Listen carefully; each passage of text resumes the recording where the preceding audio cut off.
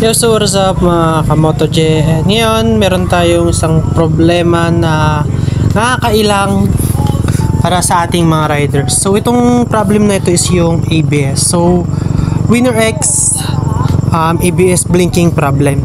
So first time ko ma-encounter ito kay WinnerX. So at least yon, aware na din kayo at aware na din ako sa mga ganitong bagay.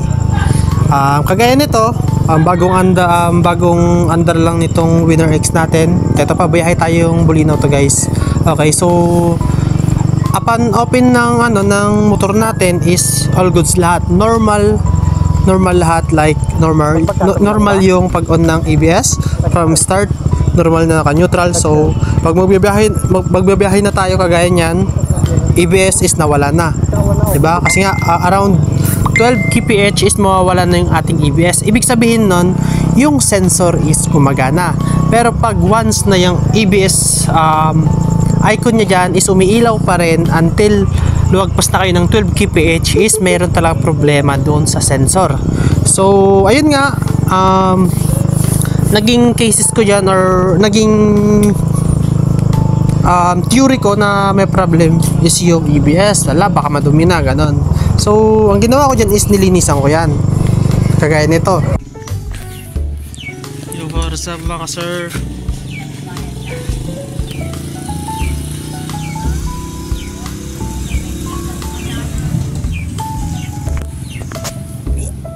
Yan, so binaklas natin yung ABS. Ito siya ngayon.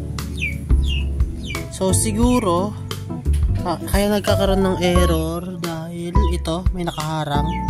Yan, may unting bato siya. Ano? May bato.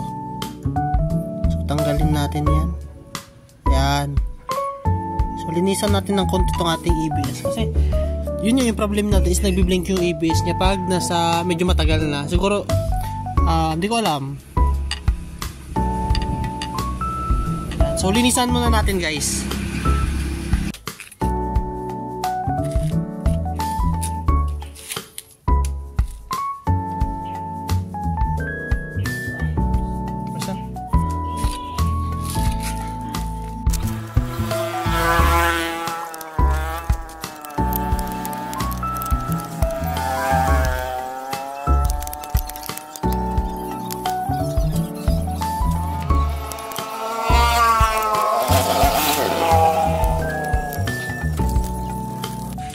So ayun, ibalik na natin. So review na lang. Tignan natin kung babalik pa yung blinking niya after makabiyahe ng around 7 km pataas.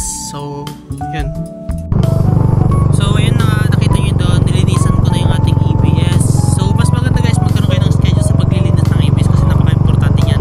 Yan yung pinaka-sensor ng ating ABS. So ako, magkakaroon ako ng schedule sa paglilinis niyan para iwas na talaga tamaan niyang sensor. Napaka-importante yan guys ha. So yun, so hindi nga yung ating sensor yung problem kasi upon checking din, pag i-brake mo yung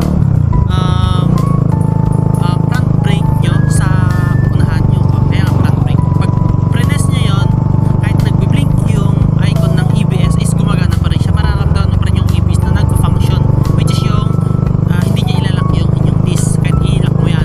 So doon pa lang is malalaman mo na doon na gumagana yung inyong ABS sensor. Okay? So doon na yun. So ayun nga, so meron nag-post na din ako at madami nag-comment. So karamihan sa mga comment talaga is ito yung pinaka-solution guys. Ito yung pinaka-solution once na nagpalit kayo na ito. Ito yung titignan nyo. So after nyo malinisan yung ABS, if ever na ginawa nyo din, ito yung gawin nyo. So ito na ang solution guys. So ang ginawa ko kasi is from 1544 na stock natin is nag-change ako ng 1543, which is pinarimap ko yun ng ganun na. Then after nun, nag-try ako ipalit yung 1548. Meron kasi akong 48 dyan, so gusto ko lang siyang pudpudin at then ganun na yung nangyari, lumabas yung ABS blinking. So ito yung papalitan nyo guys ha. Masyado na kasing malayo yung teeth sa likod, which is nasa 48 na, masyado nang malayo. Hindi na magmamatch yung wheel, yung ikot ng gulong sa likod at yung ikot ng gulong sa harap kasi yung sensors sa engine natin, hindi ko alam. Basta yung sensor ng speedometer is hindi siya mag-match dun sa sensor ng ABS. So, ganun yung nangyari guys. Kaya, nagkakaroon ng hindi pagkaintindihan from ECU to ABS. Yung ABS, function. Kaya, nagbiblink yung ating ABS icon. So, yan. So, ito, bumili ako ng bagong sprocket. So, 1545. Kasi yung 1543 is nawawalan ako ng hatak. Pero maganda siya dumulo guys.